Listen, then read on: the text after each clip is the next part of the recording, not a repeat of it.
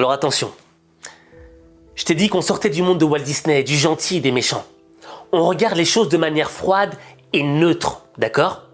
Pour moi, un État, c'est comme une pierre, tu vois? Il a sa forme propre, mais il n'est ni gentil ni méchant. Mais il vit avec un instinct de survie. Et tu vois, dans l'instinct de survie du gouvernement israélien, l'Iran est un problème. Tu vois, lorsque tu regardes l'Iran à travers le prisme médiatique occidental, qu'est-ce que tu vois? Tu as le sentiment que c'est un pays d'arriérés, qui vit encore au Moyen-Âge, des enturbanés. Alors qu'en vérité, la société iranienne est une société d'élite.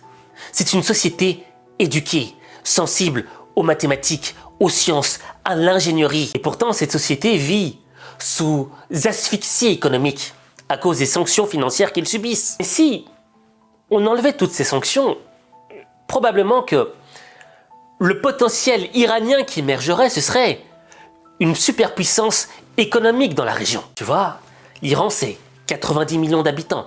Quand tu prends la carte de l'Iran et que tu la compares à celle de l'Europe, tu vois que l'Iran englobe la France, l'Allemagne, l'Italie, l'Angleterre, la Belgique, la Suisse. C'est un pays continent. Mais le vrai problème pour les Israéliens, ce serait que l'Iran se dote de cette arme nucléaire. Pourquoi? Parce que ça remettrait en jeu tout l'équilibre de la puissance de la région. Si tu as un Iran nucléarisé, en réalité, ça ne jouerait pas en la faveur du gouvernement israélien. Là où je te disais que leur puissance résidait dans le fait qu'ils ne rencontraient pas de contraintes dans leur action.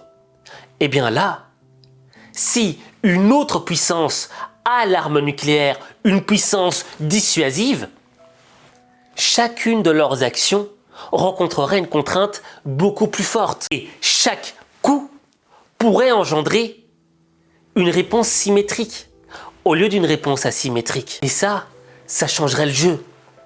Au fait, l'État israélien ne disparaîtrait pas, mais il aurait moins de degrés de liberté, car il aurait plus de contraintes. Il ne pourrait pas faire tout ce qu'il veut faire dans le Moyen-Orient.